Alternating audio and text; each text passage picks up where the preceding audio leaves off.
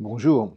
Parmi toutes vos questions, plusieurs ont retenu mon attention et j'ai sélectionné pour répondre assez brièvement, sachant que les questions qui méritent une réponse un peu plus approfondie, bon, bah, font l'objet d'une vidéo à part. Il y a d'abord plusieurs questions de Stéphane Belgrand-Rousson, je remercie parce que ces questions sont très intéressantes et pertinentes. La première question est la suivante: faut-il donner des pouvoirs d'enquête aux parties via leurs avocats pour faire accélérer l'instruction? Faut-il donner aux parties, aux avocats de ces parties, des pouvoirs pour accélérer les instructions? C'est donc la question de Stéphane, question qui est assez juridique en fait. Et bah, je vais répondre juridiquement. Tout d'abord, en France, c'est le cas. Le code de procédure pénale prévoit, dans le cadre d'une information judiciaire, que les avocats des personnes mises en examen et des parties civiles peuvent faire des demandes d'actes au juge d'instruction. C'est donc un imprimé officiel, hein. Je demande une confrontation entre mon client, qui est la victime, et puis telle mise en examen, par exemple, ou une reconstitution ou une expertise. Le juge d'instruction est obligé de répondre. Soit il dit OK, je fais ce que vous me demandez, soit il dit non et il rend une ordonnance qui est susceptible d'appel devant la cour d'appel, la chambre de l'instruction. Donc ça existe, la capacité des avocats juridiques à essayer de bouger le juge d'instruction. Et s'il ne veut pas, ben, de faire appel. Bon. Alors, je pense que ce n'est pas tout à fait le sens de la question. L'idée, c'est un peu, à mon avis, de comparer le système français au système anglo-saxon, où les avocats font des diligences eux-mêmes de leur côté sans rien demander à personne. Autrement dit, des expertises privées, des détectives privés qui vont suivre les gens, etc. Bon, d'abord, dans ces systèmes-là, notamment aux États-Unis, c'est quand même très limité, puisqu'ils peuvent faire aucune mesure intrusive. Ils ne peuvent pas aller dans un domicile, perquisitionner, entendre des témoins, etc. C'est très compliqué de bien se situer. Mais c'est vrai que c'est assez l'usage de faire ces diverses investigations. Sauf que ça coûte très cher. Qui paie ça eux-mêmes? Et qui peut payer ça dans le système américain? Donc, si vous voulez, je préfère de loin notre système où on fait officiellement une demande, qui va être payée par l'État si elle est acceptée, plutôt qu'un système où bah, l'embaucher détective privé va être réservé aux plus fortunés. Et c'est pour ça d'ailleurs que le taux de gens pauvres et de gens noirs condamnés aux États-Unis est largement supérieur aux gens blancs et riches. Voilà, ça c'est une première réponse. C'est pareil pour les détentions. En France, quand on demande sa mise en liberté sous bracelet électronique, par exemple, si le juge accepte, c'est l'État qui va payer le bracelet électronique. Euh, Au Canada, aux États-Unis, c'est l'individu lui-même qui paye. Prenons Strauss-Kahn, il a payé pour être libre. Il a dû payer tout le système de surveillance, il a dû payer son bracelet électronique, ça coûtait très cher. Ça a été pareil pour Carlos Ghosn. Le Japon ayant un système anglo-saxon. Euh, voilà, c'est pas ce que je rêve pour la France, loin de là. Il faut beaucoup d'argent, et en plus, dans ces systèmes-là, les parties civiles n'ont aucun droit. Il n'y a pas de partie civile. Donc, ça veut dire que c'est un droit qui est réservé uniquement à l'avocat des personnes qui sont accusées, mais les victimes n'ont aucun droit. Elles ne peuvent pas faire d'investigation. Je ne sais pas si j'ai répondu complètement à ça. Est-ce qu'il faudrait aller plus loin en France? Est-ce qu'en France, il faudrait admettre que les avocats puissent faire des investigations privées? Attention, c'est quand même assez dangereux, hein. C'est-à-dire qu'un témoin qui va être officiellement, par exemple, entendu par la police sur demande du juge d'instruction, peut voir débarquer un détective privé mandaté par un avocat, enfin, où va se limiter la pression sur les témoins. Oui, les garanties ne sont pas les mêmes. Pareil pour les expertises privées. On va désigner un expert, on va prendre un expert privé, on va le payer soi-même, bah, il a tendance à nous donner raison, hein. Tandis que l'expert qui est désigné par le juge d'instruction, il est neutre. Il est pris sur une liste d'experts près de la cour d'appel. Lui, que ça soit blanc ou noir, il s'en moque, hein, ça change strictement rien pour lui. Donc très franchement, l'un des avantages énormes de notre système, c'est justement cette interface du juge d'instruction entre l'accusation, le ministère public, et la défense. Il y a le juge d'instruction au milieu qui fait des investigations, il est censé les faire à charge et à décharge, c'est la loi qui le dit. C'est vrai que parfois, bah, un juge peut être plus à charge qu'à décharge, malheureusement, mais en tout cas, la loi telle qu'elle est conçue en France est relativement bien équilibrée. Un autre internaute, à 1995 apparemment, voudrait des conseils pour les étudiants qui veulent devenir magistrats.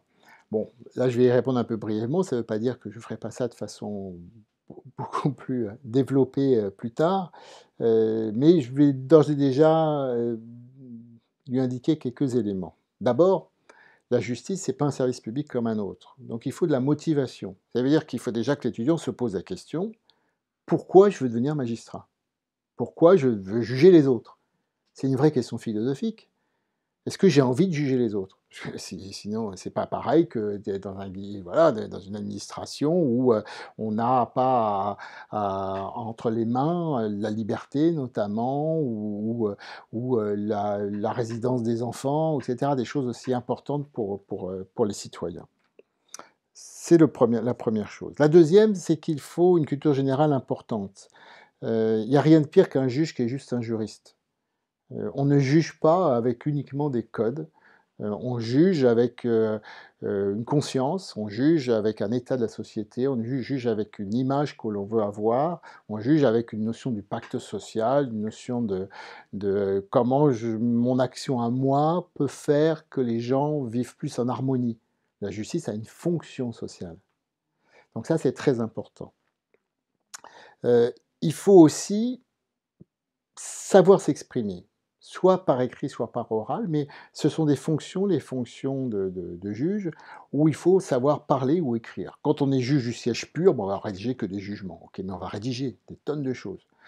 Quand on a des fonctions qui sont plus orales, comme un procureur qui va requérir à l'audience, un avocat général aux assises, il faut savoir s'exprimer. Donc ce sont des qualités qu'il faut développer, et c'est assez indispensable, et c'est relativement pas pris en compte souvent par les étudiants, qui voient ça comme, bah, je passe un examen et puis c'est tout. Non, après, il faut avoir un goût pour ça. Parce qu'une fois qu'on va se retrouver dans ces fonctions-là, qu'on va se retrouver par exemple, je ne sais pas, juge aux affaires familiales, il va falloir rédiger des tonnes de jugements, être devant son ordinateur à taper des tonnes de jugements, il faut être sûr que ça nous correspond, hein. Si on se retrouve, procureur, substitut procureur et qu'il faut aller à l'audience requérir, pendant 5, 6 heures, 7 heures oralement, s'il faut aller aux assises avec des lourds procès et devoir donc, transmettre sa pensée, synthétiser un dossier oralement à l'audience devant une cour d'assises, et ben, il faut aussi avoir le goût de ça. Donc voilà, il faut vraiment se poser la question de ce que je veux faire, quels sont mes goûts, avant de se lancer dans cette entreprise qui est de devenir magistrat, qui est un un beau boulot, hein, il n'y a pas de problème, j'encourage tout à fait, mais il ne faut pas se tromper de voie non plus en ayant une image du magistrat qui n'est pas la réalité. Lucien Ballard me demande comment il est possible de défendre des terroristes. Alors quoi, ils seraient indéfendables. Bon, d'abord, premièrement, ils ne sont pas indéfendables. Évidemment qu'ils ne sont pas indéfendables. Dans ce qu'on appelle terroriste, il y a plein de choses différentes, plein de gens différents, plein de profils différents. Des gens qui sont passés à l'action, qui ont tué, qui ont du sang sur les mains, des autres pas du tout. Des jeunes, des plus vieux, des aguerris, des femmes, il y a à peu près de tout. Des gens qui ont été trompés, qui sont je dirais, qui ont été entraînés par une idéologie alors qu'ils avaient pas vraiment les capacités de réfléchir, ou par leur famille. Bon, il y a plein de choses. Et même les terroristes, les purs et durs, ceux qui ont tué, qui ont décapité, qui ont égorgé sur la place publique de Raqqa. Bon, ceux-là, bah, ils sont défendables. Pourquoi ils ne seraient pas défendables? Et qu'un tueur en série, style Guy Georges, serait défendable, que des nazis au procès de Nuremberg seraient défendables, et pas un terroriste. Enfin, il faut faire attention, hein. Aujourd'hui, voilà, c'est le mal absolu, c'est le terroriste. Non, j'ai rencontré dans ma carrière des criminels de droit commun qui étaient infiniment plus insupportables, des psychopathes complets, qui pouvaient choper une petite fille de 8 ans, la violer et la tuer, et l'enterrer, si vous voulez. Donc, j'ai pas beaucoup plus d'empathie que pour un terroriste, c'est moins qu'on puisse dire. Donc, il faut faire attention à ça. Et puis, il y a autre chose, c'est que c'est indispensable au procès pénal. L'équilibre d'un procès pénal vient du fait qu'il y a une accusation et une défense, et que chacun s'échange des arguments, et qu'il y a un juge au milieu qui va juger. Sinon, il y a un déséquilibre qui se fait automatiquement. Si c'est juste voilà, taper, taper, taper, et sans qu'il y ait du tout de répondant derrière, même pour mettre en lumière les petits points favorables dans la vie de la personne en question, bon, tout le monde doit être défendu. Ça, c'est ma plus grande conviction, simplement pour que la justice soit rendue normalement. D'autre part, quelqu'un qui est accusé de terrorisme peut être innocent, ça peut arriver aussi. Comme un criminel peut être innocent. Donc, il faut quand même qu'il y ait une défense, même s'il est accusé de choses horribles, qu'il puisse venir dire « Ah ben, il n'est pas coupable ». Oui, mais parce qu'il n'y a pas marqué sur son front « Je suis coupable » avant qu'on l'ait jugé. Sinon, on inverse le truc. Il suffit qu'on ait qualifié quelqu'un de terroriste, il serait coupable. Donc, il n'aurait pas besoin de défenseur. Non, c'est pas possible. C'est tout simplement pas possible. Alors, par contre, l'avocat d'un terroriste, il va avoir des handicaps. Premier handicap. Contrairement à un criminel de droit commun, la plupart des terroristes, quand ils sont mus par une idéologie, surtout religieuse, pensent que ce qu'ils ont fait est bien. Ça pose un problème. Parce que même un criminel psychopathe absolu, bah, il sait quand même que là, il a tué 10 personnes et que c'est pas bien, quoi, quand même. Alors lui, il s'en fout, il est psychopathe, il fait ce qu'il a envie de faire, mais il sait quand même que, bon, ok, c'est pas bien. Il va pas revendiquer quand même son action. Hein. Le terroriste qui estime que il a eu raison de mettre une bombe, il peut venir dire j'ai eu raison et assumer complètement les choses. Donc c'est très gênant parce qu'il n'y a pas d'amendement, il n'y a pas de sentiment de culpabilité. Donc l'avocat est embêté devant un tribunal ou une cour d'assises parce qu'il ne peut pas dire mon client s'amende, il regrette. Non. Donc ça, c'est son premier handicap. Le deuxième handicap, c'est que le terroriste peut carrément rejeter le système lui-même, y compris l'avocat. Notamment dans le terrorisme islamiste, il y a beaucoup de terroristes qui viennent dire « je ne reconnais pas la justice des hommes, il n'y a que la justice divine, vous êtes des mécréants, vous n'êtes pas des musulmans de toute façon, vous n'avez pas le droit de me juger, donc je réponds pas à vos questions, et je ne veux pas plus de cet avocat-là, parce que je ne veux pas rentrer dans le système, tout simplement. Donc je veux rien avoir à faire avec vous. » Le mutisme le plus complet. Donc voilà, ça c'est les handicaps. Mais de toute façon, tout homme a besoin d'un défenseur, parce qu'il n'y a pas de monstre absolu. Et que ça nous aide, ce débat contradictoire, à comprendre comment il y en est arrivé là. Et on a besoin de comprendre pour juger. Stéphane Belgrand-Rousson, qui avait posé la question sur les pouvoirs d'enquête donnés aux avocats, me pose aussi la question des liens entre la police et la justice en matière antiterroriste. Bon, d'abord, à la base, juridiquement, c'est exactement le même système. C'est-à-dire que les policiers en France, hiérarchiquement, ils dépendent du ministère de l'Intérieur, donc du pouvoir exécutif, mais le Code de procédure pénale, dans le cadre des enquêtes, désigne qui est directeur d'enquête, qui dirige l'enquête. Quand c'est une enquête du parquet, du procureur, c'est le procureur. Quand c'est une information judiciaire, c'est le juge d'instruction. Donc, dans le cadre de l'enquête, ces policiers sont censés obéir au juge d'instruction ou au procureur.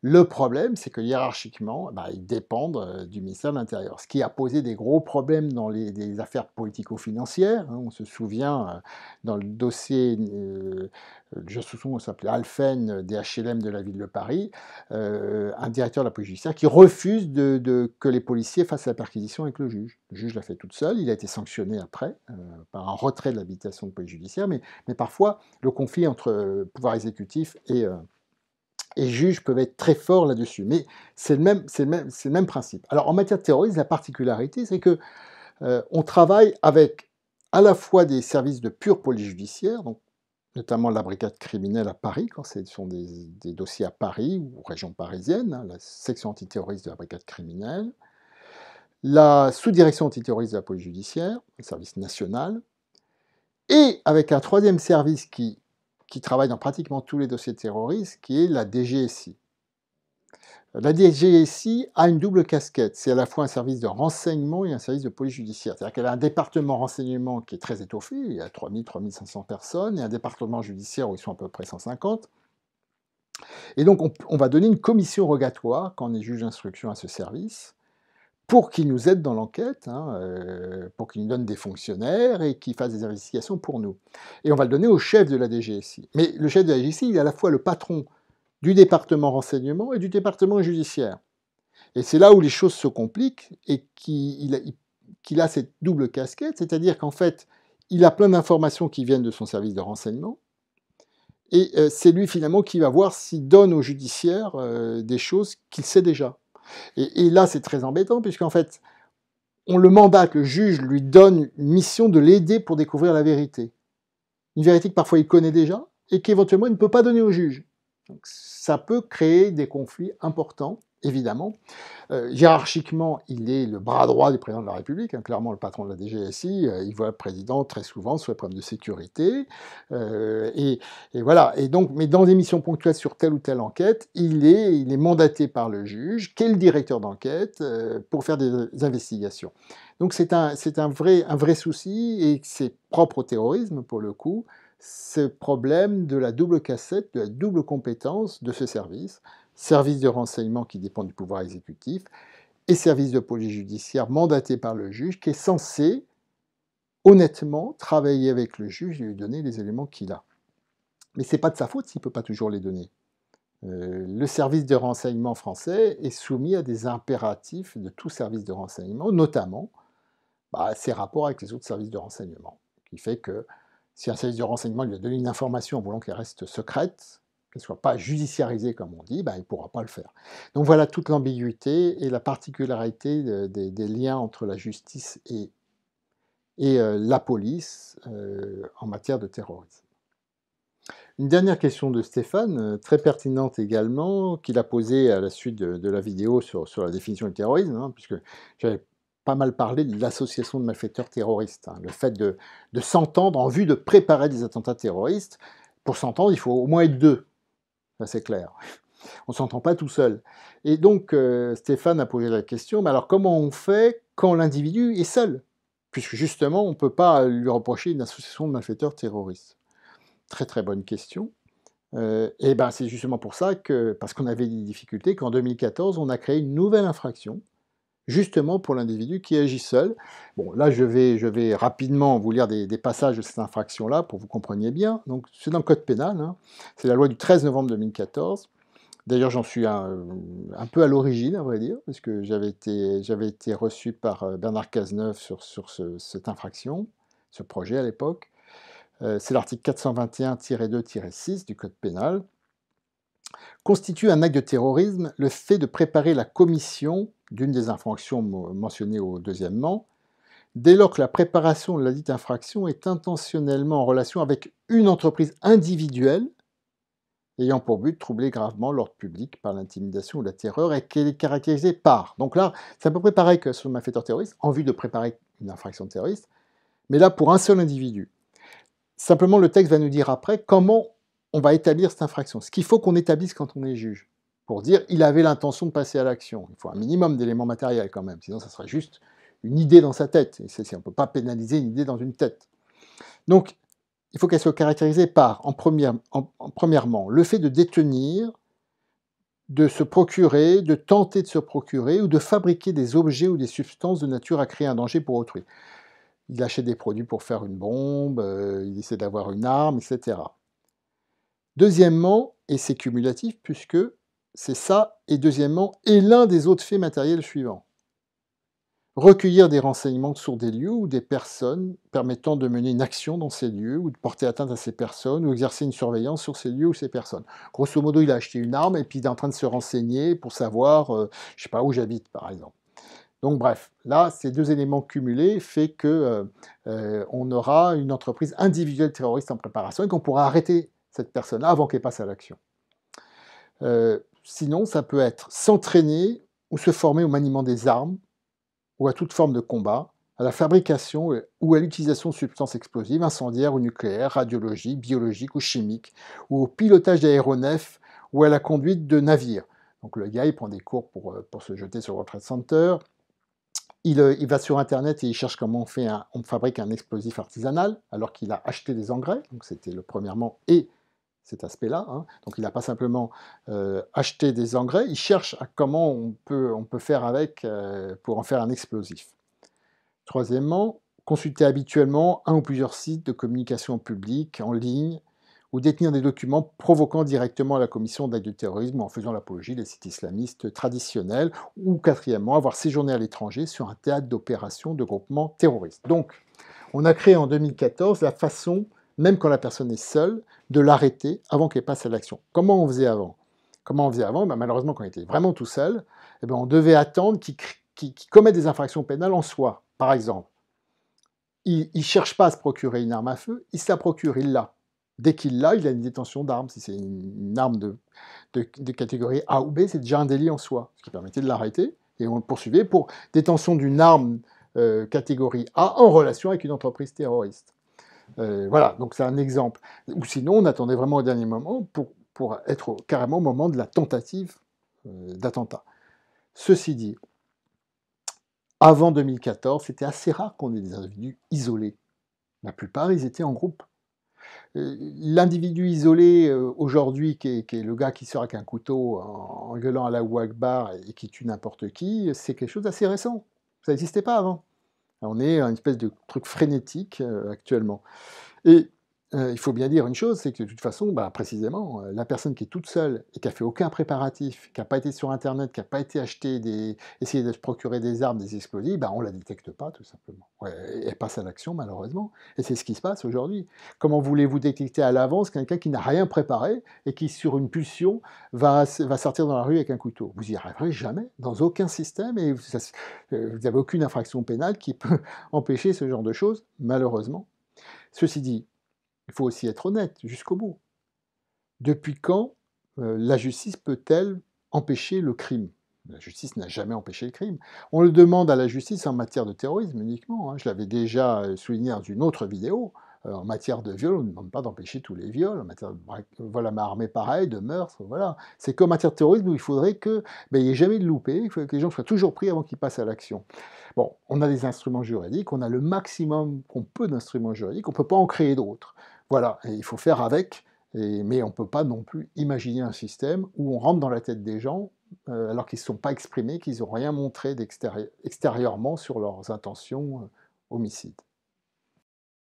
Il s'agissait de notre première foire aux questions, hein. Sachez vraiment que je suis attentif aux questions qui sont posées, parce que c'est l'intérêt de cette chaîne. Euh, Moi, j'aime bien exposer voilà, des sujets thématiques, mais je suis très intéressé par voir ce qui vous pose question à vous. Donc nous en referons d'autres. Alors encore une fois, quand les questions demandent des développements à part entière, hein, on fait une vidéo pour cette question-là. D'ailleurs, j'ai déjà voilà, isolé une question qui revient de façon un peu récurrente. Cette question, c'est sur l'indépendance du parquet, hein, en France, qui méritera évidemment une vidéo. Merci beaucoup.